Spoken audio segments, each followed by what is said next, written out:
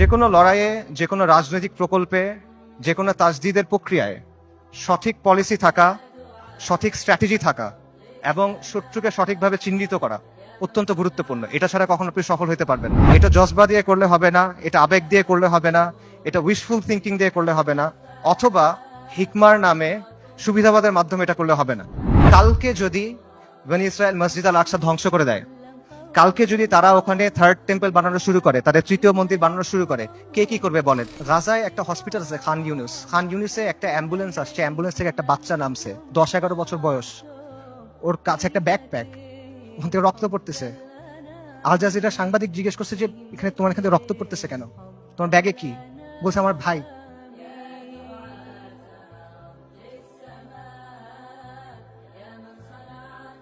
বাচ্চারা, ডাক্তাররা ব্যাগ খুলে দেখছে যে একটা 5 বছর বয়সী বাচ্চার ডেড বডি, পুরা বডি নাই, ছিন্ন বিচ্ছিন্ন বডি।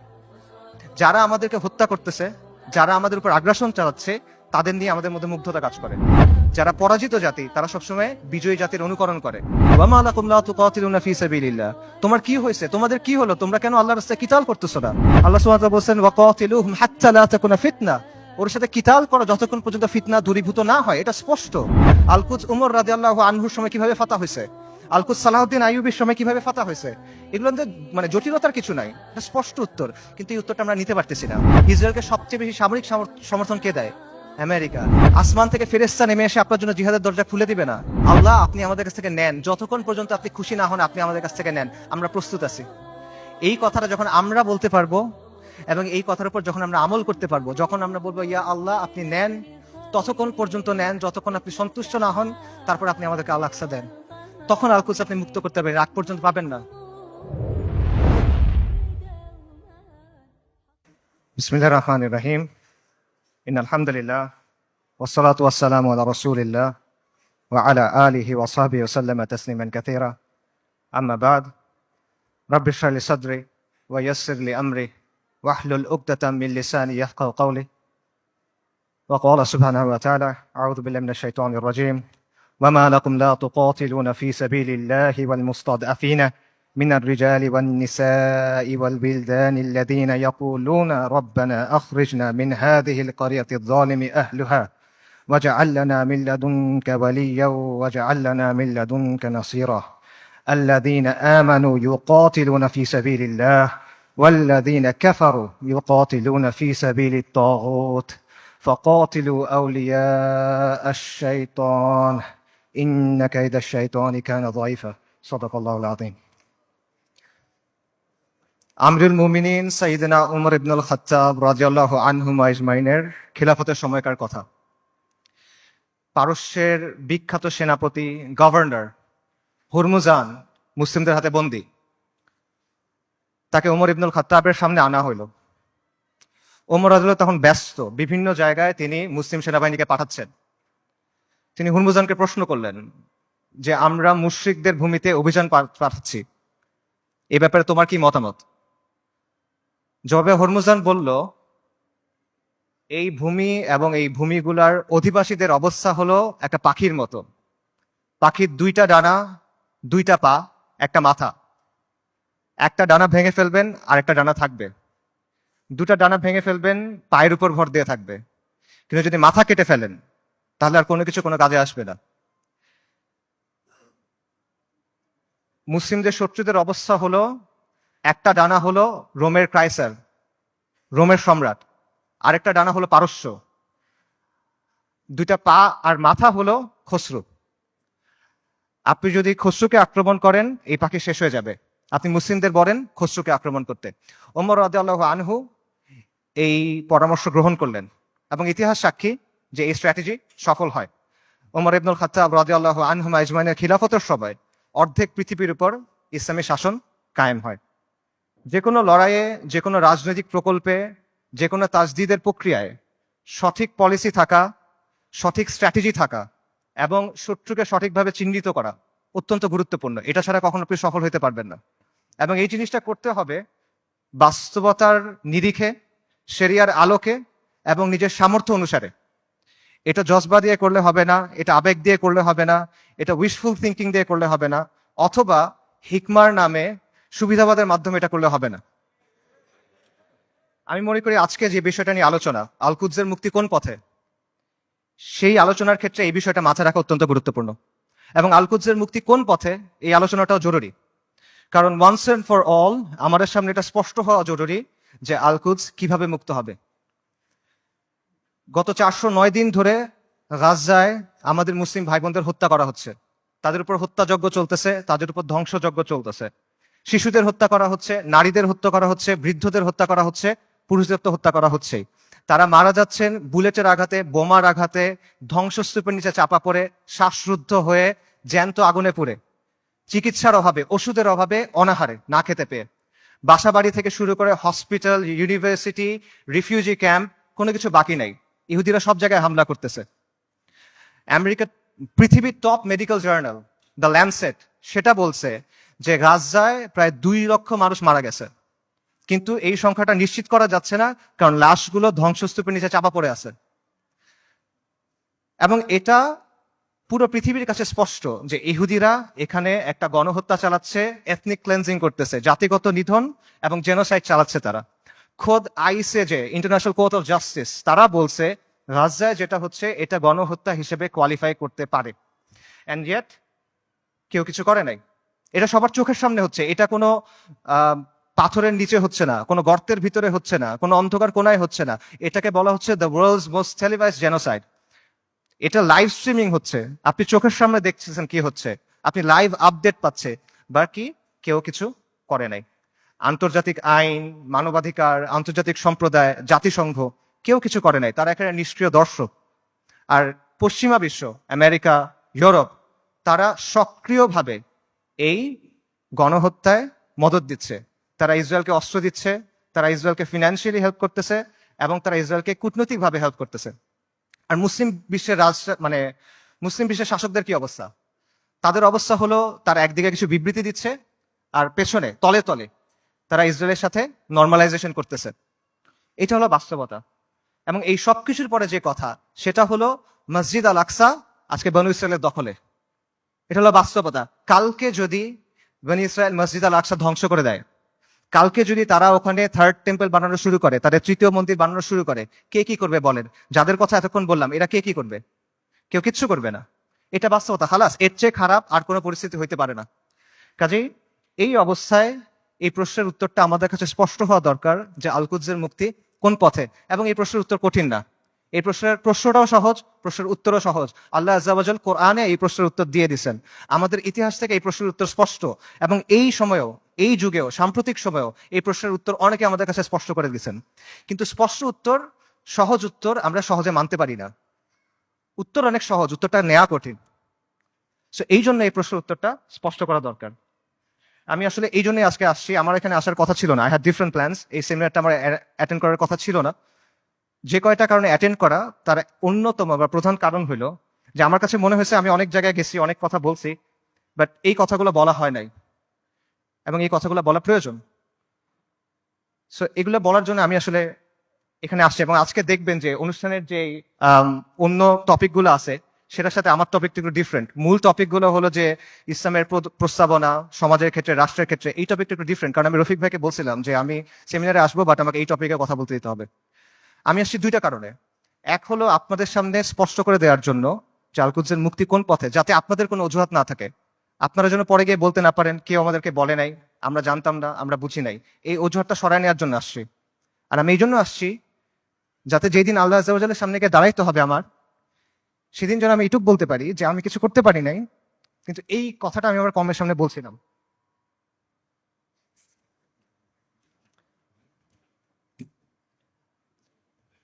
আল কুদসের মুক্তি কোন পথে, এই আলোচনাটা ঢুকার আগে কয়েকটা বিষয় একটু ক্লিয়ার করা দরকার।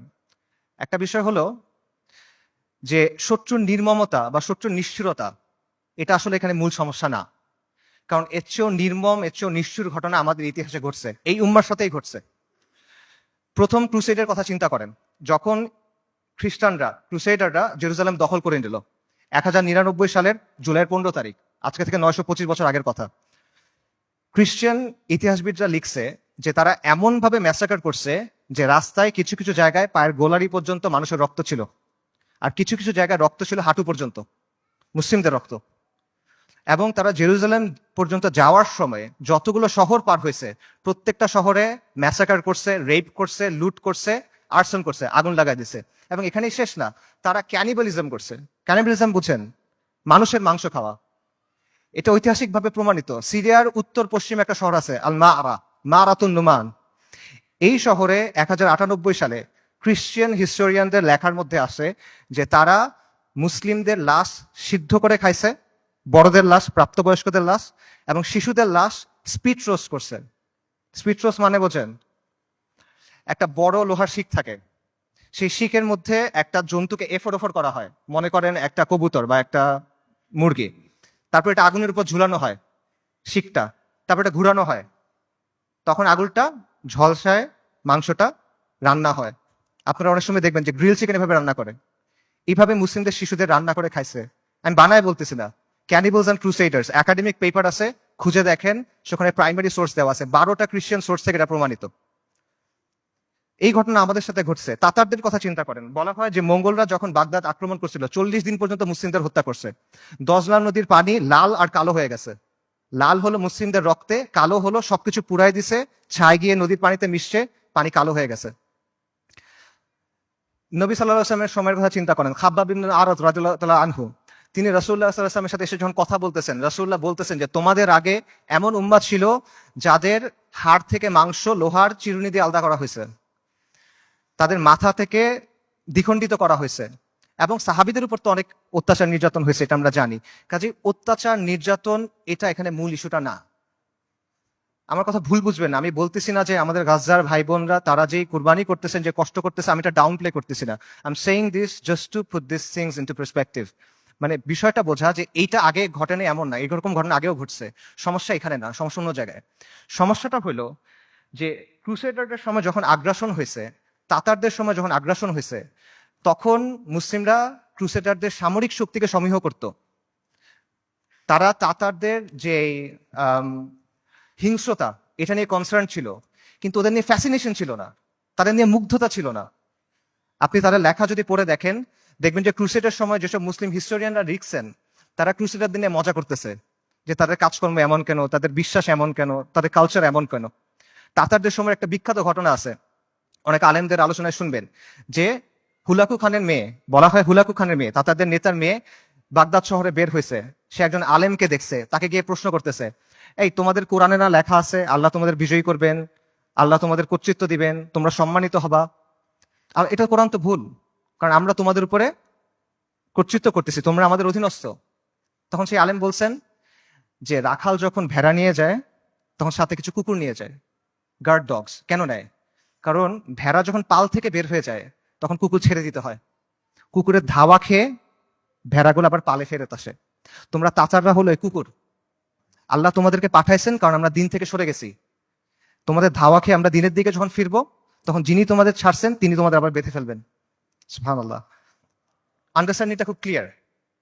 তাদের মধ্যে অনুশোচনা ছিল, দুঃখ ছিল, কিন্তু কোনো কনফিউশন ছিল না, শত্রুকে নিয়ে মুগ্ধতা ছিল না। তারা এটা ক্লিয়ার ছিল যে আমরা দিন থেকে সরছি, এই জন্য আজকে আমাদের এই অবস্থা, আমাদের দিনে ফেরত আসতে হবে। কিন্তু আমাদের আজকের কি অবস্থা? আমাদের অবস্থাটা কমপ্লিটলি ডিফারেন্ট। যারা আমাদেরকে হত্যা করতেছে, যারা আমাদের উপর আগ্রাসন চালাচ্ছে, তাদের নিয়ে আমাদের মধ্যে মুগ্ধতা কাজ করে, তাদের নিয়ে আমাদের মধ্যে ফ্যাসিনেশন কাজ করে। এবং আমরা মনে করি যে আমরা আরো বেশি করে কুফারের মতো হইতে হবে, আমাদের কুফারের অনুকরণ করতে হবে, তাহলে মনে হয় আমরা জিততে পারবো, তাহলে মনে হয় আমাদের দুরবস্থা যাবে। এবং আমরা মনে করি যে কুফারের যে তন্ত্রমন্ত্র আছে, কুফারের যে বাদ মতবাদ আছে, এগুলোর মাধ্যমে মনে হয় দিনের খেদমত হবে। আমরা এটা চিন্তা করতেছি। এগুলো কেন হচ্ছে? কারণ শত্রুর দিন নিয়ে আমাদের মধ্যে মুগ্ধতা আছে, আর আমাদের দিন নিয়ে আমাদের মধ্যে আছে হীনম্মন্যতা। ইবনু খালদুন একটা কথা বলছেন যে the vanquished always imitates the victor. যারা পরাজিত জাতি তারা সবসময় বিজয়ী জাতির অনুকরণ করে। এক্স্যাক্টলি সেম জিনিসটা এখানে হচ্ছে। ক্রুসেডের সময়, মঙ্গলদের আগ্রাসনের সময় আমরা সামরিক এবং রাজনৈতিকভাবে পরাজিত ছিলাম, কিন্তু আদর্শিকভাবে পরাজিত ছিলাম না। এখন আমরা সামরিক রাজনৈতিকভাবে পরাজিত, আমরা আদর্শিকভাবে পরাজিত, আমরা মনস্তাত্ত্বিকভাবে পরাজিত। এই কারণে সহজ যে উত্তর, সহজ যে সমাধান, এটা আমরা গ্রহণ করতে পারি না। আল-কুদসের মুক্তি কোন পথে হবে? আল-কুদসের মুক্তি হবে জিহাদের মাধ্যমে, কিতালের মাধ্যমে, তরবারির ধারালো অগ্রভাগ দিয়ে আল-কুদস মুক্ত হবে, আর কোনো কিছু দিয়ে হবে না। আল্লাহ আযজা ওয়া জাল কোরআনে বলছেন আল-কুদসের জন্য আপনার করণীয় কি?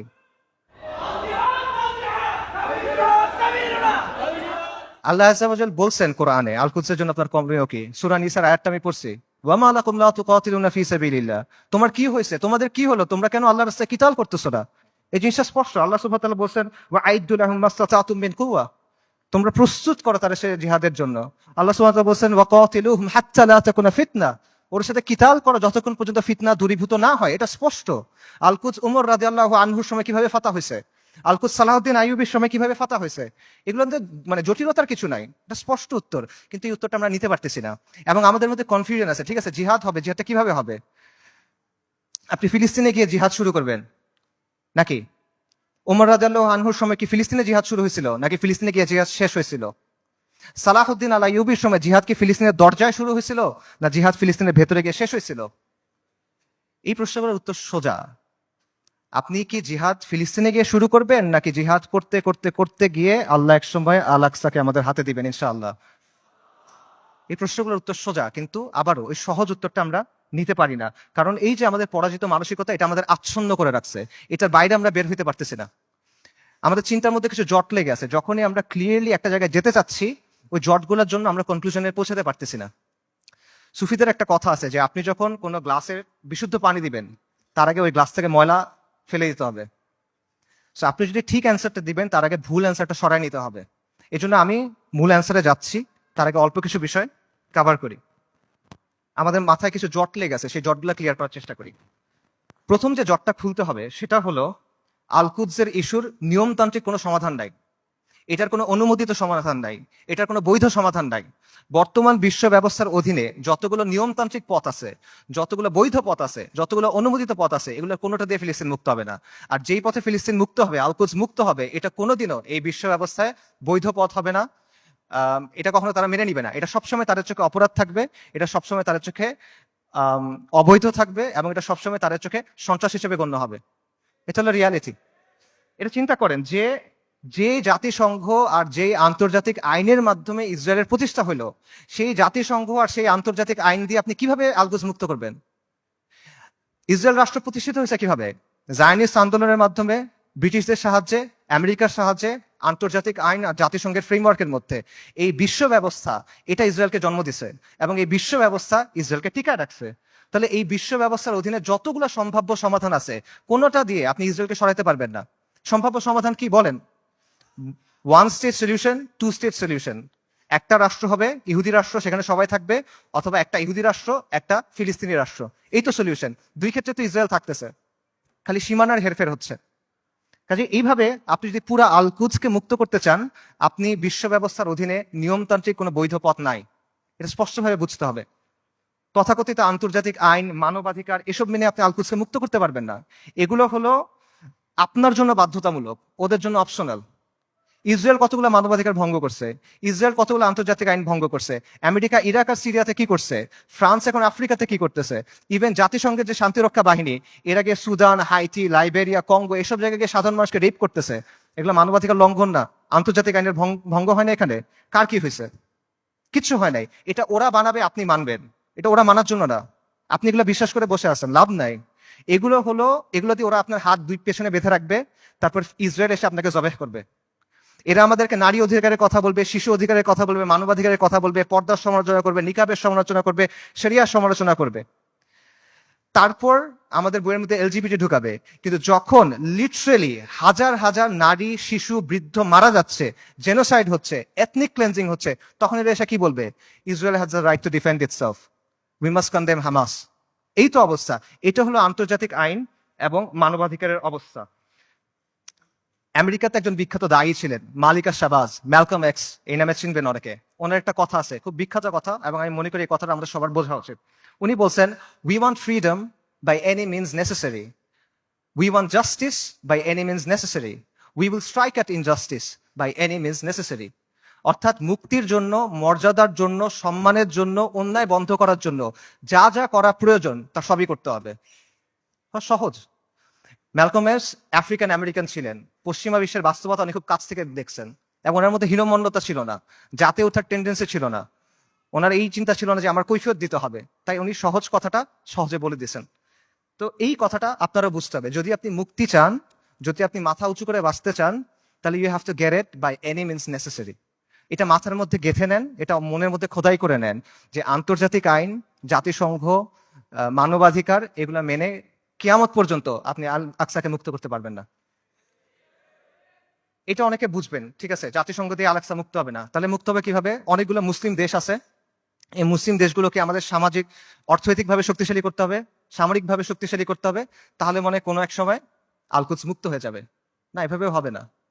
এরকম রাষ্ট্র যেগুলো আছে গত এক বছরে তারা কি করছে বলেন? এরকম কিছু রাষ্ট্রের নাম বলেন।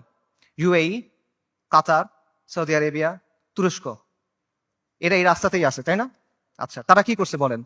সর্বপ্রথম যে রাষ্ট্র ইসরায়েলের সাথে নর্মালাইজেশন করছে, প্রথম যে রাষ্ট্রগুলো করছে তার মধ্যে একটা হলো ইউএই। ইসরায়েলকে সবচেয়ে বেশি অস্ত্র সাপ্লাই দেয় আমেরিকা। সেই অস্ত্র ইসরায়েলে পৌঁছায় কিভাবে? যে রুটগুলো ব্যবহার হয়ে পৌঁছায় তার একটা হলো কাতারে। গাজায় যে অস্ত্র দিয়ে আপনার ভাই বোনকে হত্যা করা হচ্ছে, সেই অস্ত্র এসে প্রথমে পৌঁছাচ্ছে কাতারে। সৌদি আরব কি করতেছে? একদিকে পেছনে নর্মালাইজেশনের চেষ্টা করতেছে, আরেকদিকে মরুভূমির মধ্যে কনসার্ট হচ্ছে। ইসরায়েলের চ্যানেল 13 একটা প্রতিবেদন আছে, সেখানে বলা হয়েছে যে যখন লোহিত সাগরে ব্লকেট দিল হুথিরা, ইয়েমেনের হুথিরা যখন লোহিত সাগরে ব্লকেট দিল, তখন ইসরায়েলে কার্গো গেছে কিভাবে? দুবাই, জর্ডান এবং সৌদি আরবের মধ্য দিয়ে। আর যারা এগুলোর বিরুদ্ধে কথা বলার মতো মানুষ, সেই হকপন্থী ওলেমায়ে কেরাম, শত শত ওলেমায়ে কেরাম গত 7-8 বছর ধরে তাদের জেলে। আর তুরস্কের কথা আপনি বলবেন, মানে তুরস্কের অনেক রেটরিক আছে, অনেক কথা তুরস্কের বিরুদ্ধে বললে অনেকে মন খারাপ করেন। আমাকে বলেন যে তুরস্কের বাস্তবতা কি? তুরস্ক কি করছে আমাকে বলেন। তুরস্কের বাস্তবতা হলো তুরস্ক নেটো সদস্য। তুরস্কের বাস্তবতা হলো তুরস্কের মিলিটারি আইডিএফ এর সাথে জয়েন্ট মিলিটারি এক্সারসাইজ করে। সো আপনি যদি মনে করেন যে এইটার মাধ্যমে হবে, এটা আসলে অবাস্তব চিন্তা ভাবনা। এই রাষ্ট্রগুলো, এই শাসনগুলো আন্তর্জাতিক বিশ্ব ব্যবস্থার অংশ, এগুলোর সাথে আপোষ করে তারা টিকে থাকে। এবং আধুনিক মুসলিম রাষ্ট্রগুলো, তথাকথিত মুসলিম রাষ্ট্রগুলোর যে শাসন ব্যবস্থা, এটা হলো ঔপনিবেশিক শাসন ব্যবস্থার ধারাবাহিকতা। আমাদের এখানে ইসলামী শাসন ছিল, ফিরিঙ্গিরা এসে তাদের শাসন ব্যবস্থা চাপাই দিছে, এখন এই রাষ্ট্র এবং এই শাসকরা সেটাই কন্টিনিউ করতেছে। এটা হলো রিয়ালিটি। কাজে বিশ্ব ব্যবস্থা যদি দুর্বল হয়, এই শাসকদের মস্তক কেঁপে উঠবে। এবং বিশেষ করে আরবের যে রাজতন্ত্রগুলো আছে বা মনার্কি গুলো আছে, তারা ক্ষমতায় আছে এবং টিকে আছে প্রথমে ব্রিটেনের সাথে আপোষ করার মাধ্যমে, এখন আমেরিকার সাথে আপোষ করার মাধ্যমে। এগুলো বাস্তবতা, এই বাস্তবতা অস্বীকার করার কোনো সুযোগ নেই, এগুলো ঐতিহাসিকভাবে প্রমাণিত সত্য কথা। কাজেই এরা কখনোই এমন কোনো কাজ করবে না যেটা এই বিশ্ব ব্যবস্থার বিরুদ্ধে চায়। তারা যদি আন্তরিকভাবে চায়ও, তাহলে তারা এটা করতে পারবে না। তারা অ্যাট বেস্ট এটা ম্যানেজ করতে পারবে, এবং এটি তারা চেষ্টা করে ম্যানেজ করা, যে 2 লক্ষ মানুষ মারা গেছে, আমরা একটা বিবৃতি দিব, এইটুকুই তারা করবে। এইটাই ম্যানেজ করার চেষ্টা করবে তারা। কাজেই এটা সত্য, মুসলিমদেরকে অর্থনৈতিকভাবে শক্তিশালী হতে হবে, রাজনৈতিকভাবে শক্তিশালী হতে হবে, সামরিকভাবে শক্তিশালী হতে হবে, কোনো প্রশ্ন নাই, কিন্তু পরাধীন অবস্থায় না। আমরা মনে করি আমরা স্বাধীন হয়েছি, আমরা স্বাধীন হই নাই, আমরা এখনো পরাধীন অবস্থায় আছি। পরাধীন অবস্থায় আপনার জিডিপি যত হোক, আপনার রাস্তা যত সুন্দর হোক, আপনার দেশে যত স্কাই স্ক্রেপার থাকুক, ইট ডাজন্ট ম্যাটার। আপনি পরাধীন, ওই টাকা আপনার হাতে নাই, ওই অস্ত্র আপনার হাতে নাই, ওই শক্তি আপনার হাতে নাই। সো এই বিষয়টা বুঝতে হবে যে আপনি আগে মুক্ত হইতে হবে, তারপরে এই শক্তি। এবং এখানে আরেকটা পজিশন আছে, অনেকে যেটা মনে করেন যে ঠিক আছে, জাতিসংঘ দিয়ে হবে না, মুসলিম রাষ্ট্র দিয়ে হবে না, কিন্তু মুসলিম সেনাবাহিনীগুলো দিয়ে হবে। এই সেনাবাহিনীগুলা, বিশেষ করে আরবের যে সেনাবাহিনীগুলো আছে, ফিলিস্তিনের কাছাকাছি যে সেনাবাহিনীগুলো আছে, এরা হয়তোবা সাহায্য করবে। এবং আপনারা দেখবেন যে যখনই এই ম্যাসাকার গুলো হয়, ইসরায়েল তো পিরিয়ডিক্যালি এটা করে, কিছুদিন পরপরই এটা হয়, তখনই এরকম হ্যাশট্যাগ থাকে, যেমন আর্মিস টু আল আকসা, যে আর্মি গুলাকে আল আকসাকে মুক্ত করবে। এটা অবাস্তব চিন্তা ভাই। আমি আপনাকে ইয়েমেনের তাগুত আলী আব্দুল্লাহ সালের একটা কথা বলি। আলী আব্দুল্লাহ সালে একবার বলছে একটা সাক্ষাৎকারে যে এইসব আর্মির কাজ হলো মানুষকে দমন করা। যদি জনগণ আমার বিরুদ্ধে বিদ্রোহ করে, আমি আর্মি দিয়ে জনগণকে দমন করব। এর বাইরে এদের আর কোনো কাজ নাই, এটা শোর জন্য। জনগণকে রক্ষা করা এই সেনাবাহিনীর কাজ না। এটা হলো আলী আব্দুল্লাহ সালের কথা। সে একটা মিথ্যাবাদী, কিন্তু সে এখানে সত্য বলছে। এটি হলো বাস্তবতা। আপনি দেখেন যে এই আর্মিগুলোকে প্রশিক্ষণ দেওয়া হয়েছে, অস্ত্র দেওয়া হয়েছে, অর্থায়ন করেছে কেন? এই আরব শাসকদের মসনদ টিকায় রাখার জন্য এবং মুসলিমদের পায়ের নিচে রাখার জন্য, ইসলামকে দমন করার জন্য। এটা হলো বাস্তবতা। এবং এই আর্মিগুলো আসলে যাবে কেমনে আল আকসা পর্যন্ত বলেন তো? ইসরায়েলের চারপাশে যে দেশগুলো আছে, এগুলো তো ইসরায়েলকে রক্ষা করতেছে। আপনি যাবেন কেমনে ওখানে? আপনি তো বাংলাদেশ থেকে যেতে পারবেন না ওখানে, তাই না? আপনার ওই জায়গার থেকেই ওখানে যেতে হবে। তো তারা যাবে এটা কেমনে? এবং যখন আপনি যে বলতেছেন এই আর্মিগুলো ক্ষমতা নিবে বা তারা কাজ করবে, এগুলো তো অলরেডি হয়েছে, এটার বাস্তবতা আমরা দেখছি। মিশরে কি হয়েছে জামাল আব্দুল নাসেরের সময়? জামাল আব্দুল নাসের ইখওয়ানুল মুসলিমিন বা মুসলিম ব্রাদারহুডের সাথে একটা ওয়াদা করছিল, কোরআনের উপর হাত রেখে সে ওয়াদা করছে যে মুসলিম ব্রাদারহুড রাস্তায় আন্দোলন করবে, রাজপথে আন্দোলন করবে, জনমত গঠন করবে। জামাল আব্দুল নাসের আর তার বন্ধুরা সেনাবাহিনীর মধ্যে কু করবে, সামরিক অভ্যুত্থান করবে। তারপর তারা ক্ষমতায় যাবে, ক্ষমতায় গিয়ে কোরআনের শাসন প্রতিষ্ঠা করবে। কোরআনের উপর হাত রেখে ওয়াদা করছে, কু হয়েছে, মুসলিম ব্রাদারহুড তার ওয়াদা পূর্ণ করছে, সে ক্ষমতায় গেছে, ক্ষমতায় গিয়ে কি করছে, গায়রুল্লাহর আইন দিয়ে শাসন করছে, মুসলিম ব্রাদারহুডকে জবে করছে। উস্তাদ সাইদ কুতুব রাহিমুল্লাহ সহ অনেক মানুষকে তারা শহীদ করে দিছে। এটা হলো বাস্তবতা। এরা যখন আসে তখন কি করে, এটা চোখের সামনে আসে। কাজেই আরব রাষ্ট্রগুলো বা এই রাষ্ট্রগুলোর যে শাসন ব্যবস্থা, যে শাসকরা আছে, এরা হলো ইসরায়েলের ঘনিষ্ঠতম মিত্র। আর এই বাহিনীগুলো হয় ইসরায়েলের বর্ডার গার্ড অথবা জাতিসংঘের ভাড়াটে সৈন্য। এটা হলো বাস্তবতা। সো এদেরকে দিয়ে আপনি ফিলিস্তিন মুক্ত করবেন, এটা ডিলিউশন ভাই। এবার আসেন ইরানের কথায়। আমরা অনেকে মনে করি যে ইরান ফিলিস্তিনকে মুক্ত করবে। আল-কুদসের মুক্তি ইরানের মূল উদ্দেশ্য না। ইরানের মূল উদ্দেশ্য হলো মধ্যপ্রাচ্যে শিয়াদের যে ক্ষমতা, এটা বৃদ্ধি করা, শিয়া অ্যাক্সিস বলে যেটাকে। এবং এটা সে করবে অ্যাট ইয়োর কস্ট। একটা কথা আছে গেম থিওরিতে, জিরো সাম গেম, যে তার শক্তি যত বাড়বে আপনার শক্তি তত কমবে। এটা বাস্তবতা। ইরানের সাথে ইসরায়েলের স্বার্থের দ্বন্দ্ব আছে, ইরানের সাথে আমেরিকার স্বার্থের দ্বন্দ্ব আছে, কিন্তু তার মানে কিন্তু ইরানের সাথে আপনারও দ্বন্দ্ব আছে। যে ইরান আজকে ফিলিস্তিনের মুক্তি করার জন্য বুলি আওড়াচ্ছে, তারাই আজকে সিরিয়াতে আহলুস সুন্নাহ ওয়াল জামাকে হত্যা করতেছে, তারাই আজকে আহওয়াজে আহলুস সুন্নাহ ওয়াল জামাকে হত্যা করতেছে, তারা ইরাকে আহলুস সুন্নাহ ওয়াল জামাকে হত্যা করছে, এখন নির্যাতন করতেছে। এটা হলো বাস্তবতা। ইরানের স্বার্থ আর আহলুস সুন্নাহ ওয়াল জামার স্বার্থ কখনোই এক না। ইরান সক্রিয়ভাবে এই মুহূর্তে আহলুস সুন্নাহ ওয়াল জামার সাথে যুদ্ধে লিপ্ত। এই মুহূর্তে, আগে কখনো ছিল, পরে কখনো এগুলো বলছে না, অ্যাট দিস মোমেন্ট তারা আমাদের সাথে যুদ্ধে লিপ্ত, অ্যাট দিস মোমেন্ট তারা আমাদের হত্যা করতেছে। আমেরিকা যখন আফগানিস্তানে আক্রমণ করছে, আমেরিকা যখন ইরাকে আক্রমণ করছে, ইরান তাদেরকে সহায়তা করছে। এটা তাদের মুখের কথা, এটা আমি বানায় বলতেছেন, আপনারা গিয়ে চেক করেন। মোহাম্মদ খাতামি ইরানের প্রেসিডেন্ট ছিল 97 থেকে 2005 পর্যন্ত সম্ভবত। তার একটা বক্তব্য আছে যে তালিবানের বিরুদ্ধে আমরা আমেরিকাকে সাহায্য করছি, স্পষ্ট বক্তব্য আছে তাদের। এটা লুকোছাপার কিছু না। এবং সবচেয়ে বড় যে বিষয়টা, ইরানের ব্যাপারে সতর্ক হওয়ার সবচেয়ে বড় কারণ হলো যে তাদের সাথে আমাদের আকীদার দ্বন্দ্ব আছে, তাওহীদের ব্যাপারে দ্বন্দ্ব আছে। তারা আল্লাহর উলুহিয়াত, আল্লাহর রুবুবিয়াত, আল্লাহর সিফাতের ব্যাপারে শিরক করে। তারা আমাদের মা আয়েশা রাদিয়াল্লাহু তাআলা আনহার ব্যাপারে জঘন্য কথা বলে, যেটা কোনোদিন কিয়ামত পর্যন্ত মানা সম্ভব না আমাদের পক্ষে। তারা সাহাবায়ে কেরাম রাদিয়াল্লাহু তাআলা আনহুম আজমাইনকে তাকফির করে, এটা কোনোদিন পর্যন্ত মানা সম্ভব না। এগুলো কোনো ফুরুই বিষয় না ভাই। এই জিনিস মেনে আপনি কোনো কিছু করতে পারবেন না। আল্লাহ আল কুদসকে এই শিরকের সাথে এই করে আপনি মুক্ত করতে পারবেন না। ইরানকে আপনার দেখতে হবে ক্রুসেডের সময়ে উবাইদি সাম্রাজ্যের মতো করে। ক্রুসেডের সময়ে একটা সাম্রাজ্য ছিল, উবাইদি সাম্রাজ্য। এটাকে আপনারা অনেকে ফাতেমি খিলাফত নামে চিনেন। এরা আকীদাতে ছিল ইসমাইলি শিয়া, মানে ইমামি শিয়াদের চেয়েও খারাপ, বাতেনি এরা, ইসমাইলি শিয়া। তারাও জেরুজালেমকে মুক্ত করার কথা বলতো, তারাও ঐক্যের কথা বলতো, কিন্তু ইতিহাস খুলে দেখেন তাদের ভূমিকা কি ছিল, আহলুস সুন্নাহর সাথে তাদের ভূমিকাটা কি ছিল, এটা ইতিহাস খুলে দেখেন। এবং এটা শুধু তখন না, এখনো এবং এর আগেও ছিল এরকমই। কাজেই ইরানকে আপনার উবাইদিদের একটা আধুনিক সংস্করণ হিসেবে দেখতে হবে। তবে credit where credit is due, ইরানের কিছু অর্জন আছে যেটা আমাদের নাই, এটা আপনার স্বীকার করতে হবে। শিয়া স্বার্থের জন্য গত 4 দশকে ইরান যেটা করতে পারছে, কোনো সুন্নি শক্তি সেটা এখনো করতে পারে নাই, এটা বাস্তবতা। শিয়াদের আছে একটা রাষ্ট্র আছে, তাদের একটা জিওপলিটিক্যাল প্রজেক্ট আছে। মধ্যপ্রাচ্যে আহলুস সুন্নাহর এরকম কোনো কিছু এখনো নাই। বৈশ্বিকভাবে ফিলিস্তিন ইস্যু ব্যবহার করে ইরান প্রতিরোধের একটা রেটরিক তৈরি করছে, এক ধরনের সফট পাওয়ার তৈরি করছে। এটা আমরা তৈরি করতে পারি নাই, এগুলো বাস্তবতা। এই ক্রেডিট তাকে আপনি দেন, এই অর্জন স্বীকার করেন, কোনো সমস্যা নাই। কিন্তু এই রেটরিকে মজে গিয়ে আপনি মনে করেন না যে তারা হলো উম্মার অগ্রসেনারী, আপনি মনে করেন না যে সে এসে আপনার সহযোগী হবে। এটা যদি আমরা মনে করি তাহলে এটা ভুল হবে, এবং এই ভুলের মাসুল আমাদের দিতে হবে। আরেকটা বিষয় মাথায় রাখেন, সেটা হলো আল কুদস পবিত্র, এটা ইসলাম ছাড়া আর কোনো কিছু দিয়ে মুক্ত হবে না। বাংলাদেশে একটা দল আছে জাসদ, জাতীয় সমাজতান্ত্রিক দল। 80-র দশকে এই দলের অনেক মানুষ ফিলিস্তিনে গেছিল লড়াই করতে, আপনারা জানেন কিনা আমি জানি না। মেজর জলিলের নাম শুনছেন, উনি জাসদের সাথে ছিল, ওনার মাধ্যমে অনেকে তখন সেখানে গিয়ে লড়াই করছিল। এই যে ইয়াসির আরাফাতদের যে দল ছিল পিএলও, এটার সাথে তারা ওখানে গিয়ে লড়াই করছিল, এগুলো ডকুমেন্টেড। তো এই জাসদ বা এই পিএলওর হাতে আল্লাহ কখনো আল কুদসের মুক্তি দিবেন না। মূলহিত কমিউনিস্ট সেকুলারিস্ট ন্যাশনালিস্টের হাতে আল্লাহ আল কুদসকে দিবেন না। আল কুদস মানে কি? আল কুদস মানে পবিত্র, পবিত্র জিনিস মানে আল্লাহ অপবিত্রদের হাতে দিবেন না, অসম্ভব।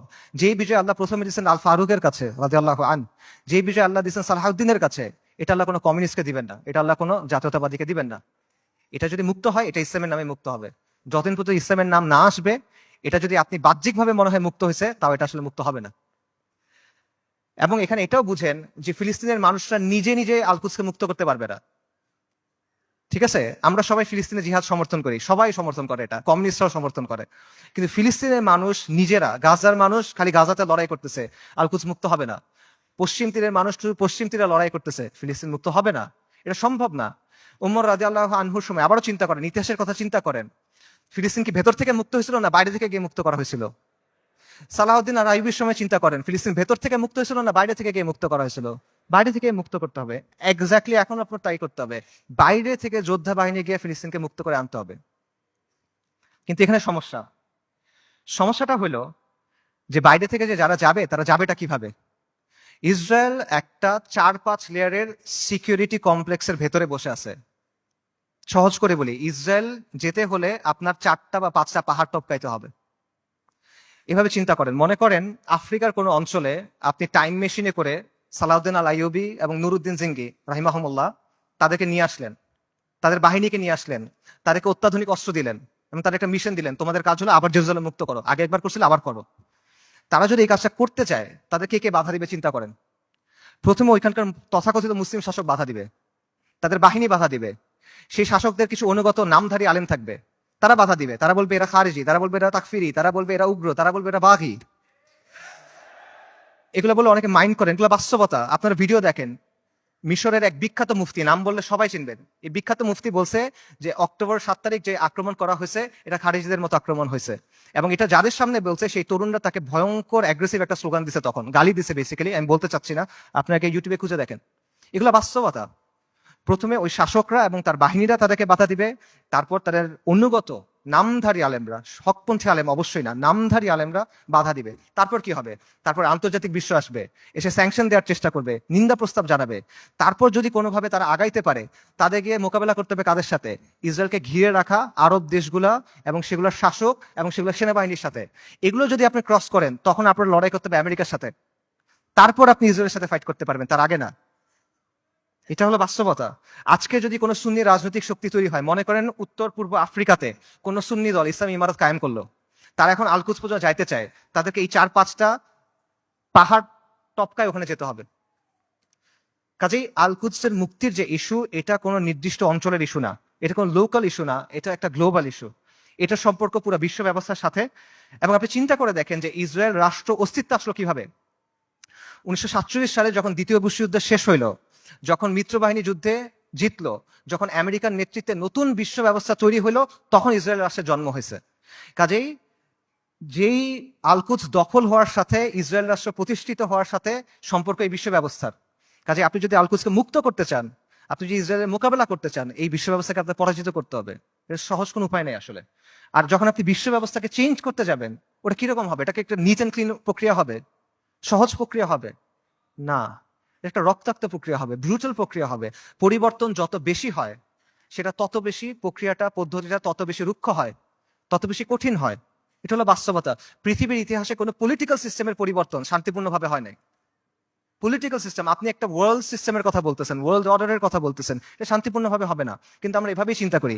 আমি চিন্তা করি আমার চাকরি ঠিক থাকবে, আমার ক্যারিয়ার ঠিক থাকবে, আমার স্ট্যান্ডার্ড অফ লিভিং ঠিক থাকবে, সবকিছু ঠিক থাকবে, জিডিপি ঠিক থাকবে, আমার দেশের ইনকাম পার ক্যাপিটা ঠিক থাকবে, মাঝখান দিয়ে আল-কুদস মুক্ত হয়ে যাবে। এভাবে হবে না। আপনার আমাদের সবাইকে কুরবানি করতে হবে। এটা সস্তা কিছু না ভাই। এটা আপনি সেকুলার ইতিহাস দেখেন, ওয়াহির আলোকে দেখেন, আকলের দিক দিয়ে দেখেন, বাস্তবতার আলোকে দেখেন, আপনি এভাবে মুক্ত করতে পারবেন না। এই পুরো বিশ্ব ব্যবস্থার পরিবর্তনের সাথে এটা জড়িত। আমি সামারি করি, আমি অনেকগুলো না না না না বললাম, সেই নাগুলো সামারি করি। বর্তমান বিশ্ব ব্যবস্থার অনুমোদিত কোনো পথে আল-কুদস মুক্ত হবে না। জাতিসংঘ, আন্তর্জাতিক আইন, মানবাধিকার, এগুলো দিয়ে আল-কুদস মুক্ত হবে না। মুসলিম বিশ্বের শাসক এবং তাদের অধীনস্থ যে সেনাবাহিনী, এদেরকে দিয়ে আল-কুদস মুক্ত হবে না। ইরানের যে অক্ষ, এটার মাধ্যমে আল-কুদস মুক্ত হবে না। আল-কুদসের অধিবাসীরা একা একা নিজেরা চেষ্টা করে ভেতর থেকে আল-কুদসকে মুক্ত করতে পারবে না, তাকে অবশ্যই বাইরে থেকে হেল্প করতে হবে। কিন্তু বাইরে থেকে কেউ যদি হেল্প করতে যায়, তারা 4 থেকে 5টা পাহাড় ডিঙায় যেতে হবে। কাজে ফিলিস্তিনের মুক্তির বিষয়টা এই বিশ্ব ব্যবস্থার পরিবর্তন করা বা বিশ্ব ব্যবস্থাকে দুর্বল করার সাথে সম্পর্কিত। আল-কুদসকে মুক্ত করতে হলে অবশ্যই এই বিশ্ব ব্যবস্থাকে দুর্বল হইতে হবে, নইলে এটা সম্ভব না, ইল্লা মাশা আল্লাহ। এবং অবধারিত হবে এই ক্ষেত্রে আপনার অরাজকতা, অস্থিতিশীলতা এবং রক্তক্ষয়ী একটা প্রক্রিয়ার মধ্যে যেতে হবে। এগুলো হলো বাস্তবতা। তাহলে আল কুদসের মুক্তি কিভাবে, সমাধান কিভাবে? আমি বলছি আল কুদসের মুক্তি কিতালের মাধ্যমে, জিহাদের মাধ্যমে। এটা আপনারাও জানতেন অনেকে। আজকে এখানে আসার আগে আপনারা অনেকে এটা মনে করতেন যে হ্যাঁ, জিহাদের মাধ্যমে আল কুদস মুক্ত হবে। শুধু আপনারা না, যেই ছেলেটা মদ খায়, যে মেয়েটা বয়ফ্রেন্ড নিয়ে ঘুরে, সেও দেখেন মনে করে যে আল কুদস যুদ্ধের মাধ্যমে মুক্তি হবে। আমেরিকার যে কমিউনিস্টরা আছে, যে এলজিবিটি অ্যাক্টিভিস্টরা আছে, এদের মধ্যে অনেকে মনে করে আল কুদস যুদ্ধ ছাড়া মুক্ত হবে না। আপনারা দেখবেন যে ওদের অনেকে স্লোগান দেয়, from the river to the sea Palestine will be free. তারা এটা বলে। তারা মনে করে 7ই অক্টোবরের অ্যাটাককে তারা প্রশংসা করে। তারা মনে করে এটা হলো ডিকলোনাইজেশন হচ্ছে, ডিকলোনাইজেশন সবচেয়ে ভালো রূপ এটা। তো তার বুঝ আর আপনার বুঝে তফাৎ কি? তফাৎটা হলো যে আপনি মনে করছেন যুদ্ধ দিয়ে মুক্ত হবে, আপনার কাছে উত্তরটা আছে, আপনার কাছে গন্তব্যটা আছে, কিন্তু গন্তব্য পর্যন্ত কিভাবে যাবেন এটা আপনি জানেন না। আপনি একটা অঙ্কের উত্তরটা আপনি মুখস্থ জানেন বা কেউ আপনাকে বলে দিচ্ছে, আপনি এটা লিখছেন, কিন্তু আপনি অঙ্কটা মিলাই আনতে পারতেছেন না। এটা হলো সমস্যাটা। সো এই কথাগুলো এতক্ষণ আমি যেটা বললাম, যে আমি যে বললাম এইভাবে হবে না, এইভাবে হবে না, এইভাবে হবে না, এটা বলার কারণটা হলো ওই চিন্তার জটগুলো খুলে দেওয়া, যাতে করে আপনার চিন্তাটা স্পষ্ট হয়। আল কুদসকে মুক্ত করতে হলে অবশ্যই জিহাদ করতে হবে, এবং এটা একটা উম্মা কেন্দ্রিক প্রচেষ্টা হইতে হবে। এটা কোনো নির্দিষ্ট এক জায়গায় করে আপনি করতে পারবেন না। জিহাদটা শুরু ফিলিস্তিনে হবে না, এটা শেষটা ফিলিস্তিনে গিয়ে হবে। ইতিহাসে এভাবেই বারবার হয়েছে। ওমর ইবনুল খাত্তাবের সময় কি হয়েছিল চিন্তা করেন, সালাউদ্দিন আল আইয়ুবের সময় কি হয়েছিল চিন্তা করেন। শুরুটা কখনোই ফিলিস্তিনে হয় নাই, শেষটা ফিলিস্তিনে গিয়ে হয়েছে। এবং এই জন্য প্রথমে মুসলিম মেজরিটি দেশগুলো আছে, সেগুলোকে আপনার স্বাধীন করতে হবে। সেকুলার সিস্টেম থেকে বের হয়ে সেখানে ইসলামী শরিয়া আনতে হবে। We must replace this tyrannical puppets with men of God. মুত্তাকিদের দিয়ে ওই জায়গায় ইসলামী শরিয়া আনতে হবে, তা না হলে আপনি মুক্ত করতে পারবেন না। এটা হলো বাস্তবতা। এবং এই পরিবর্তনটা, এটা একটা বৈপ্লবিক পরিবর্তন। এটা ব্যালট বক্স দিয়ে আসবে না, এটা কোনোদিনও ব্যালট বক্সে দিয়ে আসবে না। অনেক চেষ্টা করা হয়েছে, আসবে না। সেটা আফগানিস্তানে যেভাবে আসবে, সব জায়গায় এভাবে আসবে, এটা জরুরি না। স্থান, কাল, পাত্র, প্রেক্ষাপট ভেদে পরিবর্তন আসতে পারে, কিন্তু পরিবর্তনটা বৈপ্লবিক হইতে হবে। এটা আপোষের কোনো পরিবর্তন হইলে হবে না। এবং মূল বিষয়টা সিম্পল, কিছু ভূখণ্ডের উপর আহলুস সুন্নাহ ওয়াল জামাত তামকিন লাগবে, শাসন কর্তৃত্ব লাগবে। তারপর সেই ভূখণ্ডগুলোকে ঘাঁটি হিসেবে ব্যবহার করে আপনাকে সামরিক শক্তি তৈরি করতে হবে। তারপর ধাপে ধাপে জিহাদের মাধ্যমে আল কুদসকে মুক্ত করতে পারবেন। এটা হলো অ্যান্সার। এবং এই তামকিন অর্জনের কাজটা সব মুসলিম ভূখণ্ডে আপনি একসাথে করতে পারবেন না, কারণ সব মুসলিম ভূখণ্ডের অবস্থা এক না। আপনি চিন্তা করেন, বাংলাদেশে ইসলামী ইমারত হওয়া আর সিরিয়াতে ইসলামী ইমারত হওয়া কখনো একরকম না। বাংলাদেশ আর ইসরায়েলের মধ্যে বা আল কুদসের মধ্যে 6টা দেশ আছে: Jordan, Iraq, Iran, Afghanistan, Pakistan এবং মোদির ভারত। আনরিয়েলিস্টিক, আপনি ওখান থেকে কোনো যেতে পারবেন না। কিন্তু সিরিয়ার সাথে ডিরেক্ট বর্ডার আছে। কাজেই এই বাস্তবতা বুঝতে হবে যে কোন জায়গায় ফোকাস করতে হবে, কোন ভাবে কাজ করতে হবে। তবে মূল সমাধান ওই জায়গাতেই, যেটা আমি আবারও বলতেছি, আল কুদসের নিকটবর্তী মুসলিম ভূখণ্ডে তামকিন অর্জন করতে হবে, শাসন কর্তৃত্ব অর্জন করতে হবে। তারপর সেগুলোকে কেন্দ্র হিসেবে ব্যবহার করে সামরিক শক্তি বৃদ্ধি করতে হবে। তারপর ধাপে ধাপে জিহাদের মাধ্যমে আল আকসার দরজায় গিয়ে পৌঁছাতে হবে। এটা আপনাদের অনেকের কাছে মনে হতে পারে যে ফ্যান্টাসি, আপনাদের অনেক কাছে মনে হতে পারে যে এটা অনেক কঠিন একটা সলিউশন, কিন্তু এটাই সবচেয়ে প্র্যাগম্যাটিক সলিউশন। এবং এটার উদাহরণ ইতিহাস থেকে আছে। আমি আবারও বলতেছি, ওমর রাদিয়াল্লাহু আনহুর সময় চিন্তা করেন কিভাবে মুসলিমরা আল আকসা মুক্ত করছিল। প্রথমে মদিনার উপরে শাসন কর্তৃত্ব, তামকিন, তারপর জাজিরাতুল আরবের উপরে, তারপর সিরিয়ার কিছু অঞ্চলে, তারপর আল আকসায়। সালাউদ্দিন আইয়ুবীর সময় কিভাবে হয়েছে, সিরিয়ার কিছু অঞ্চলে, তারপর মিশরে, তারপর আল আকসায়। এভাবেই হয়েছে। এবং আপনি যদি বলেন যে এটা তো ঠিক আছে, অনেক আগে হয়েছে, বর্তমান সময়ে এভাবে হবে কিনা, বর্তমান সময়েও হবে। আপনার সামনে উদাহরণ আছে। ইরানের কথা চিন্তা করেন। ইরানের ব্যাপারে আমরা বলছি যে ইরানের মাধ্যমে এটা মুক্তি হবে না, ইরানের স্বার্থ আমাদের স্বার্থ এক না, ইত্যাদি। বাকি গত 1 বছরে কেউ যদি ইসরায়েলের সাথে কিছু লড়াই করে থাকে, 2-1টা গুলিও করে থাকে, এটা কে করছে? ইরানই তো করছে। তো এই যে প্রতিরোধ করার সামর্থ্য, এটা সেটা অর্জন করলো কিভাবে? তারা 3টা বা 4টা জায়গাকে ব্যবহার করে এটা করছে। একটা হলো তেহরান মানে ইরান, একটা হলো লেবাননে হিজবুল্লাহ বা হিজবুল শৈতান, একটা হলো ইয়েমেনে হুসিরা, আর একটা হলো ইরাকে তাদের যে মিলিশিয়াগুলো আছে আল বদর ব্রিগেড। এর মাধ্যমে তো তারা এটা করছে। তো এই শক্তিটা তারা তৈরি করছে কিভাবে? নিয়মতান্ত্রিক ভাবে করছে। আমাদের অনেক ভাই একই সাথে নিয়মতান্ত্রিক পদ্ধতির ফ্যান, আবার তারা ইরানেরও ফ্যান। এই জিনিসটা সায়েন্স আমি এখনো বুঝতে পারি নাই। ইরানের এই ক্ষমতাটা তৈরি হয়েছে কিভাবে? 79-এ একটা বিপ্লবের মাধ্যমে খোমেনি ক্ষমতায় আসছে। তারপর 80-র দশকে তারা লেবাননে গিয়ে IRGC, যেটা ইসলামিক রেভলিউশনারি গার্ড কর্পস, ঠিক আছে, ইরানের যেটা, তারা গিয়ে লেবাননের যে শিয়া ফ্যাকশন গুলো ছিল সেগুলোকে একত্রিত করছে, তাদেরকে প্রশিক্ষণ দিছে, তাদেরকে ট্রেনিং দিছে। এইটা পরবর্তী থেকে হিজবুল্লাহতে পরিণত হয়েছে। এবং হিজবুল্লাহ কি কোনো নিয়মতান্ত্রিক দল? এটা একটা ডেজিগনেটেড টেররিস্ট অর্গানাইজেশন। খুঁজে দেখেন ইয়েমেনে হুথিরা কিভাবে তৈরি হয়েছে। হুথিদেরকে গিয়ে অর্থ দিছে, প্রশিক্ষণ দিছে, অস্ত্র দিছে কারা? ইরান। হুথিরা কি ডেজিগনেটেড টেররিস্ট দল? সো এই বাস্তবতা আপনার চোখের সামনে আছে, এবং এটা কোনোটা কিন্তু নিয়মতান্ত্রিক মাধ্যমে হয় নাই। এরা শক্তির মাধ্যমে ক্ষমতায় আসছে, শক্তির মাধ্যমে জায়গা করে দিছে, এবং নিজেদের পলিটিক্যাল এজেন্ডা দিয়ে তারা করছে। আমি বলতেছি না রাফিদারের মাধ্যমে ফিলিস্তিন মুক্ত হবে, আমি আবারও ক্লিয়ার করতেছি। আমি জাস্ট আপনাদের এক্সাম্পল দিচ্ছি যে কিভাবে বর্তমান সময়েও এই প্রসেস কাজ করে, কিভাবে তামকিন অর্জনের পরে ধাপে ধাপে আপনি শক্তি অর্জন করতে পারবেন এবং এর প্রতিরোধ করার ক্যাপাসিটি অর্জন করতে পারবেন। এবং এটার আরো অনেক উদাহরণ আছে। বিশ্ব ব্যবস্থাকে চ্যালেঞ্জ করে কিউবা টিকে নাই, বিশ্ব ব্যবস্থাকে চ্যালেঞ্জ করে নর্থ কোরিয়া টিকে নাই, ল্যাটিন আমেরিকার বিভিন্ন রেজিম বিভিন্ন সময় টিকে ছিল না। উদাহরণ শিয়ারদের কাছ থেকে নেওয়ার দরকার নাই, আপনি পারস্য বিজেতা উমর ইবনুল খাত্তাবের কাছ থেকে উদাহরণ নেন, আপনি আহলুস সুন্নাহ ওয়াল জামার গর্ব নুরুদ্দিন সিংহি, সালাউদ্দিন আইয়ুবির কাছ থেকে উদাহরণ নেন, সমস্যা নাই তো। তারা সবাই কি করছে দেখেন, যেই কথাটা আমি বলছি তারা সবাই এটাই করছে। তারা প্রথমে একটা জায়গায় তামকিন অর্জন করছেন, শাসন কর্তৃত্ব অর্জন করছেন, তারপর সামরিক শক্তি বৃদ্ধি করছেন, তারপর ধাপে ধাপে আল কুদস পর্যন্ত গেছেন জিহাদ করতে করতে। এটার বাইরে আর কোনো প্র্যাগম্যাটিক সলিউশন নাই। এটাই সবচেয়ে বাস্তবসম্মত পদ্ধতি, এটাই সবচেয়ে টাইম টেস্টেড পদ্ধতি, এটা হিস্টোরিক্যালি প্রুভেন পদ্ধতি, এটা শরিয়া সম্মত পদ্ধতি, এটা আকল সম্মত পদ্ধতি। এটা কঠিন পদ্ধতি, এটা রুক্ষ পদ্ধতি, বিপদ সংকল পদ্ধতি, কোনো ডাউট নাই, এটা সহজ পথ না। কিন্তু সহজ পথ নেওয়ার নাম তো ভাই বাস্তববাদী হওয়া না। বাস্তববাদী হলো যেটা করা প্রয়োজন সেটা করা। আপনি একটা গন্তব্যে যাবেন, একটা সহজ পথ একটা কঠিন পথ, সহজ পথ আপনাকে আরেক জায়গায় নিয়ে যাবে, আপনি ওটা নিলে তো হইলো না। আমরা কিন্তু বাস্তববাদিতার নামে অতীতে অনেক পদ্ধতি গ্রহণ করছি, এখনো করে যাচ্ছি। এগুলো আমাদের কি দিছে ভাই, কি অর্জন দিছে আমাদের বলেন? জিল্লতি ছাড়া আমাদের কি অর্জন দিছে বলেন? এবং দিন থেকে আমরা সরে গেছি। আরো এক্সাম্পল দেখেন, চীনের কথা মনে করেন, চীন যে গ্লোবাল সুপার পাওয়ার হয়েছে কিভাবে হয়েছে ভাই? লিবারাল ডেমোক্রেসি মেনে হয়েছে, মানবাধিকার মেনে হয়েছে। একটা ভায়োলেন্ট রেভলিউশনের মাধ্যমে চাইনিজ কমিউনিস্ট পার্টি শাসন কর্তৃত্ব অর্জন করছে, তামকিন অর্জন করছে। তারপর একটা ওয়ান পার্টি স্টেট বানাইছে, ব্রুটালি শক্ত হাতে শাসন করছে, আজকে সে আমেরিকার কন্টেন্ডার হয়েছে। এটা বাস্তবতা ভাই। চীন, তারা কি বিশ্বাস করতে যে জনগণ সব ক্ষমতার উৎস?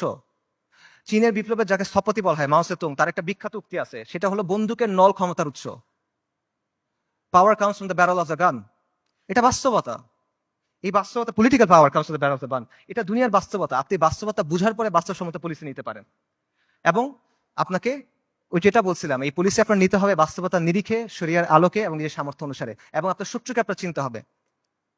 আমরা শুরুতে হরমুজানের কথা বলছিলাম। মুসলিমদের শত্রুদের তুলনা হলো পাখির মতো, পাখির দুটা ডানা, দুটা পা, একটা মাথা। আজকে 1400 বছর পর্যন্ত ডানা একটা ভেঙে ফেলবেন আর একটা ডানা থেকে যাবে, দুটা ডানা ভেঙে ফেলবেন পা থেকে যাবে, মাথা কেটে ফেলবেন পাখি শেষ, রাইট? তা আজকে 1400 বছর পরে বাস্তবতা কি? মুসলিমদের শত্রুদের অবস্থা একটা পাখির মতো। এক ডানা নেটো, এক ডানা ইসরায়েল, দুই পা হলো এই আরব বিশ্বের শাসকেরা, মাথাকে আমেরিকা। ইসরায়েলকে সবচেয়ে বেশি সামরিক সমর্থন কে দেয়? আমেরিকা। ইসরায়েলকে সবচেয়ে বেশি অর্থনৈতিক সমর্থন কে দেয়? ইসরায়েলকে সবচেয়ে বেশি রাজনৈতিক সমর্থন কে দেয়? বারবার জাতিসংঘের সিকিউরিটি কাউন্সিলে ভেটো কে দেয়? এই শাসকদের মসনদ কে টিকায় রাখে? কাজেই আমেরিকাকে রাজি খুশি রেখে, আমেরিকার মনের মতো করে, আমেরিকার বানানো ছকে খেলে, তাদের ঠিক করা নিয়ম মেনে কোনোদিন পর আল-কুদস মুক্ত হবে না। এটা পসিবল না। আপনার আমেরিকার কথা চিন্তা করেন, গত 1 বছর ধরে তাদের সাথে যেই ঘটনাগুলো ঘটতেছে সেগুলোর কথা চিন্তা করেন। আপনি ওই ছেলেটার কথা চিন্তা করেন, হাফেজ, আপনারা ভিডিও দেখছেন, রিফিউজি ক্যাম্পের ভিতরে আগুনে পড়ে মারা গেছে। ছেলেটার নাম ছিল শাবান, কোরআনে হাফেজ, সফটওয়্যার ইঞ্জিনিয়ারিং নিয়ে পড়তেছিল। আপনারা রুহ আর রুহ রিমের কথা চিন্তা করেন, ওই যে ছোট্ট মেয়েটা বিল্ডিং ধসে গেছে, মারা গেছে, তার দাদা তার ডেড বডি বুকে নিয়ে বলছে রিম, রুহ আর রুহ। তার কথা চিন্তা করেন, তাদের কষ্টের কথা চিন্তা করেন। আপনি ওই বাবার কথা চিন্তা করেন যে সে বিস্কিট কিনতে গেছিল বাচ্চার জন্য, ফিরে এসে দেখে তার স্ত্রী সন্তান মারা গেছে। সে কান্না করতেছে আর বিস্কিটটা বাচ্চার হাতে দিয়ে বলছে, বাবা তুমি এটা নিয়ে যাও। আপনি মার কথা চিন্তা করেন যে বাচ্চার জন্য আটা আনতে গেছে, কারণ বাচ্চা ক্ষুধায় কাঁদতেছে, বুঝে না তো, আটা আনতে গেছে, এসে দেখে সবাই মারা গেছে। আপনি হিন্দ রাজাবের কথা চিন্তা করেন, 6 বছর বয়সী মেয়ে, ওরা গাজা থেকে পালায় যাওয়ার চেষ্টা করতেছিল 7 জন পুরা ফ্যামিলিতে। ইসরায়েলি ট্যাঙ্ক ওদের ঘিরে ফেলছে, গুলি করছে, সবাই মারা গেছে, ও বেঁচে আছে।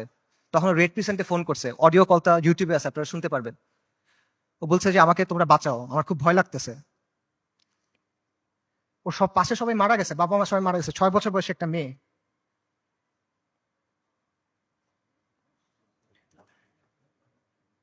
এবং শেষ পর্যন্ত 12 দিন পরে ওর ডেড বডি যখন পাওয়া গেছে, দেখা গেছে ওর পুরো ফ্যামিলির ডেড বডি, আর ওর আশেপাশে যে প্যারামেডিক গুলা ওকে বাঁচাতে আসছিল তারাও মারা গেছে, তাদেরকে মেরে ফেলছে ইসরায়েলিরা। ওই 3 বোনের কথা চিন্তা করেন, 3 বোন 3টা ছবি। প্রথম ছবিটা হলো যুদ্ধের আগে, 3 বোন সেলফি তুলছে হাসি খুশি। পরের ছবিটা হলো যুদ্ধের সময়, 2 বোন, পেছনে ধ্বংসস্তূপ, 1 বোন মারা গেছে। পরের ছবি 1 বোন, তার হাতে একটা বড় পলিথিন, গার্বেজ ডিসপোজাল ব্যাগ আছে না, কালো রঙের বড় পলিথিন, ওরকম বড় পলিথিন। পলিথিনে কি? তার বোনের ডেড বডি, পুরা বডি নাই, ছিন্ন বিচ্ছিন্ন হয়ে গেছে ওই ডেড বডি। গাজায় একটা হসপিটাল আছে খান ইউনুস, খান ইউনুসে একটা অ্যাম্বুলেন্স আসছে, অ্যাম্বুলেন্স থেকে একটা বাচ্চা নামছে, 10-11 বছর বয়স, ওর কাছে একটা ব্যাকপ্যাক, ওখান থেকে রক্ত পড়তেছে। আল জাজিরা সাংবাদিক জিজ্ঞেস করছে যে এখানে তোমার এখান থেকে রক্ত পড়তেছে কেন, তোমার ব্যাগে কি? বলছে আমার ভাই।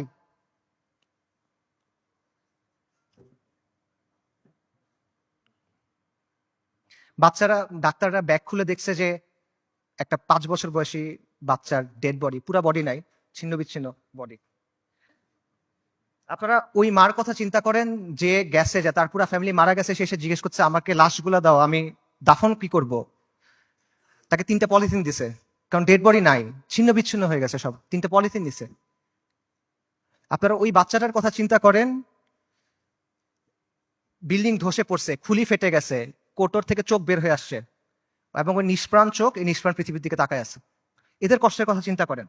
এই কষ্ট শুধু তাদের, কষ্ট আমাদের না। আমরা না এক উম্মা, এক উম্মা এক দেহের মতো, এরকম না? আমাদের স্পর্শ করে না ওই কষ্ট। এদের এই কষ্টটা কি আমাদের যে কষ্টটা হবে তার চেয়ে বেশি কষ্ট? আমাদের যে কষ্ট ওটা কি এর চেয়ে বেশি কষ্ট? যদি এটা বেশি কষ্ট মনে হয় তাহলে আমি আরেকটা কষ্টের কথা বলি, এটা শোনেন। ওই দিনের কথা মনে করেন যেদিন আল্লাহর সামনে আপনাকে দাঁড়াতে হবে। ইদা দুক্কাতিল আরদু আরদান দাক্কান দাক্কা ওয়া জাআ রাব্বুক ওয়াল মালাকু সাফফান সাফফা ওয়া জিআ ইয়াওমাইযিন বিজাহান্নাম। পৃথিবী চূর্ণ বিচূর্ণ হয়ে যাবে, বালির মতো হয়ে যাবে। আপনার প্রতিপালক আসবেন এবং মালাইকারা আসবে সারিবদ্ধভাবে, এবং জাহান্নামকে আপনার সামনে আনা হবে। ওই দিন আল্লাহ আপনাকে প্রশ্ন করবেন, আমাদেরকে প্রশ্ন করবেন, কি জবাব দিবেন আল্লাহকে বলেন? ফায়াউমাইযিন লা ইউআযযিবু আযাবাহু আহাদ ওয়া লা ইউথিকু ওয়াসাকাহু আহাদ। আল্লাহ ওই দিন যেভাবে আযাব দিবেন ওভাবে আর কেউ দেয়া নাই। আল্লাহ ওই দিন যেভাবে বাঁধবেন ওভাবে আর কেউ বাঁধে নাই। কি বলবেন আল্লাহকে তখন? আল্লাহ আপনাকে যদি জিজ্ঞেস করেন তুমি কি করছিলে, আপনি কি জবাব দিবেন বলেন? এই কষ্ট বেশি না দুনিয়াতে আপনার যে কষ্ট হবে সেটা বেশি? লা ইলাহা ইল্লাল্লাহ।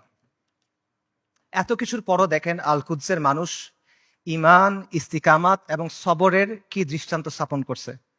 একজন বৃদ্ধা বলতেছে আমাদের জান, মাল, সন্তান সবকিছু আল্লাহর জন্য কুরবান। মৃত্যু যদি আল কুদসের জন্য হয় তাহলে এটা সুন্দর মৃত্যু, ইনশাআল্লাহ কিয়ামত পর্যন্ত আমরা রিবাদ করে যাব। এটা সস্তা কিছু না, এটা রাসূলুল্লাহ সাল্লাল্লাহু আলাইহি ওয়াসাল্লামের ইসরা ওয়াল মিরাজের জায়গা। আমরা বাইতুল মাকদিসের অধিবাসীরা প্রস্তুতি আছি, কুরবানি করার জন্য প্রস্তুতি আছে, যত কুরবানি লাগে আমরা করব। ওই বাবার কথা চিন্তা করেন, হাসপাতালে একই দিনে 2 বাচ্চা মারা গেছে, 2 ছেলে মারা গেছে।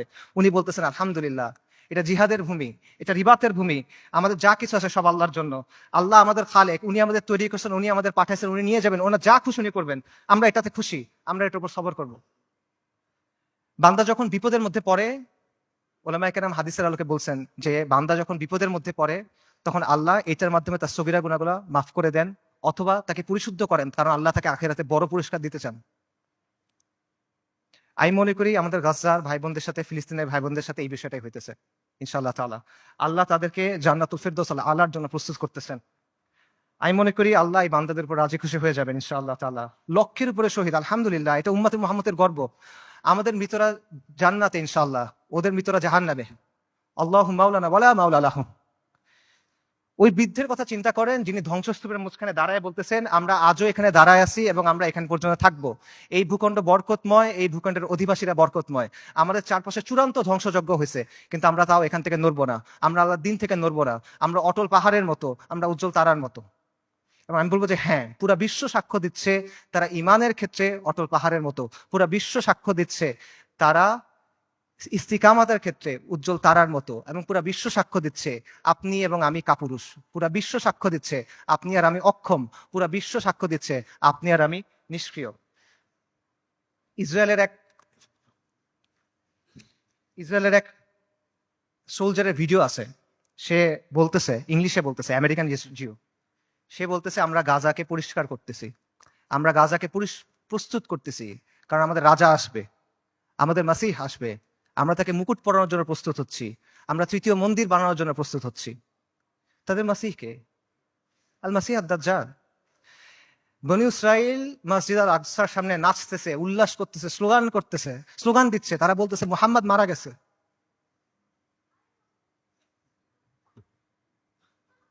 আল্লাহুম্মা সাল্লি ওয়া সাল্লিম আলা নবিয়িনা মুহাম্মদ।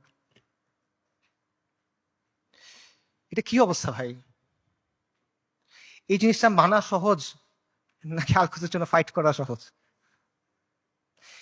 এই পথটা আমাদের কাছে অনেক বেশি কঠিন মনে হইতেছে। কোন পথটা আমাদের কাছে বেশি কঠিন মনে হয় এটা ঠিক করে দিবে যে আমাদের ইমানের অবস্থাটা আসলে কি। নবী সাল্লাল্লাহু আলাইহি ওয়াসাল্লাম তার হাদিসে বলছেন, আমি হাদিসের তর্জমা বলতেছি, ইবনে উমর রাদিয়াল্লাহু তাআলা আনহু থেকে বর্ণিত, রাসূলুল্লাহ সাল্লাল্লাহু আলাইহি ওয়াসাল্লাম বলছেন, যখন তোমরা ইনার পদ্ধতিতে ব্যবসা করবে, গরুর লেজ আঁকড়ে ধরবে, কৃষিকাজে সন্তুষ্ট থাকবে এবং জিহাদ ছেড়ে দিবে, তখন আল্লাহ তোমাদের উপর লাঞ্ছনা এবং অপমান চাপায় দিবেন। সাদাকা রাসূলুল্লাহ। এর চেয়ে বড় লাঞ্ছনা আর এর চেয়ে বড় অপমান কি আছে? আর নবী সাল্লাল্লাহু আলাইহি ওয়াসাল্লাম বলছেন, এই অবস্থা ততক্ষণ থাকবে যতক্ষণ না পর্যন্ত তোমরা তোমাদের দ্বীনে ফেরত আসো। সুনান আবু দাউদের হাদিস। আল-কুদস জিহাদের মাধ্যমে মুক্ত হবে, কিন্তু এই জিহাদের দরজা কেউ এসে আপনার জন্য খুলে দিবে না। আসমান থেকে ফেরেশতা নেমে এসে আপনার জন্য জিহাদের দরজা খুলে দিবে না। জিহাদের দরজা খুলতে হবে তাওহীদ আর হাদিদের শক্তি দিয়ে, খুলতে হবে না, ভাঙতে হবে এটা। এই রাস্তা আপনি মনে করতেছেন আল-কুদস পর্যন্ত আপনার জন্য একটা লাল গালিচা বিধানো রাস্তা তৈরি করে দিবে যে ভাই আমি আল-কুদসে গিয়ে জিহাদ করব না। আপনার রক্ত, আপনার হাড়, আপনার মাংস, লাশের শাড়ি, খুলির পাহাড় পার হয়ে আপনার আল-আকসা যাইতে হবে। এটা ছাড়া আর কোনো অপশন নাই। আল-কুদসের দাম অনেক বেশি, এটা সস্তা না। বাইতুল মাকদিসের মানুষরা বলে দিছে, আল্লাহ আপনি আমাদের কাছ থেকে নেন, যতক্ষণ পর্যন্ত আপনি খুশি না হন আপনি আমাদের কাছ থেকে নেন, আমরা প্রস্তুত আছি। এই কথাটা যখন আমরা বলতে পারবো এবং এই কথার উপর যখন আমরা আমল করতে পারবো, যখন আমরা বলবো ইয়া আল্লাহ আপনি নেন, ততক্ষণ পর্যন্ত নেন যতক্ষণ আপনি সন্তুষ্ট না হন, তারপর আপনি আমাদেরকে আল-আকসা দেন, তখন আল-কুদস আপনি মুক্ত করতে পারবেন, রাগ পর্যন্ত পাবেন না। আল-কুদস এমন এক দুলহান যার মাহার আমাদের রক্ত। আল-কুদস এমন এক দুলহান যার মাহার আমাদের রক্ত। মাহার পরিশোধ করা ছাড়া কোনো বিকল্প নাই, কোনো বিকল্প নাই। আল্লাহ আযজা ওয়া জাল্লা আল-কুদসকে মুক্ত করার প্রক্রিয়া শামিল হওয়ার তৌফিক দান করেন। আল্লাহ আমাদের তৌফিক দান করেন আল-কুদসকে মুক্ত করার। আল্লাহ আমাদের দুনিয়ার ভালোবাসার মৃত্যুকে অপছন্দ করার অসুখ থেকে মুক্ত করে দেন। আল্লাহ আমাদের মসজিদ আল আকসাতে সালাত আদায় করার তৌফিক দান করেন। আল্লাহ আমাদের চোখগুলোকে প্রশান্তি দেন। আল্লাহ আমাদেরকে খাইবারের মতো একটা দিন দেখান। আল্লাহ আমাদের বনু কুরাইযার মতো একটা দিন দেখান। আল্লাহ আমাদেরকে বনু কুরাইযার মতো একটা দিন দেখান। আল্লাহ আমাদের ক্ষমা করে দেন। আল্লাহ আমাদের মাফ করে দেন। আল্লাহ আমাদের নিফাক দূর করে দেন। আল্লাহ আমাদের নিষ্ক্রিয়তা দূর করে দেন। আল্লাহুম্মা মানসুরুল মুজাহিদিন ফি ফিলিস্তিন। আল্লাহুম্মা মানসুরুল মুজাহিদিন ফি গাজ্জা। আল্লাহুম্মা মানসুরুল মুজাহিদিন ফি বিলাদিশ শাম। আল্লাহুম্মা মানসুরুল মুজাহিদিন ফিল ইয়ামান। আল্লাহুম্মা মানসুরুল মুজাহিদিন ফিস সোমাল। আল্লাহুম্মা মানসুরুল মুজাহিদিন ফি কুল্লি মাকান। আল্লাহুম্মা রযুকনি শাহাদাতান ফি সাবিলিক। আল্লাহুম্মা রযুকনি শাহাদাতান ফি সাবিলিক। আল্লাহুম্মা ইন্নী আসআলুকা কাতলান ফি সাবিলিক। আল্লাহুম্মা ইন্নী আসআলুকা কাতলান ফি সাবিলিক। আল্লাহুম্মা ফাশহাদ। এই বক্তব্যে যদি ভালো কিছু থাকে এটা আল্লাহর পক্ষ থেকে, যা কিছু খারাপ, যা কিছু ভুল এটা আমার আর শয়তানের পক্ষ থেকে। ওয়া মা আলাইনা ইল্লাল বালাগ। আসসালামু আলাইকুম ওয়া রাহমাতুল্লাহ।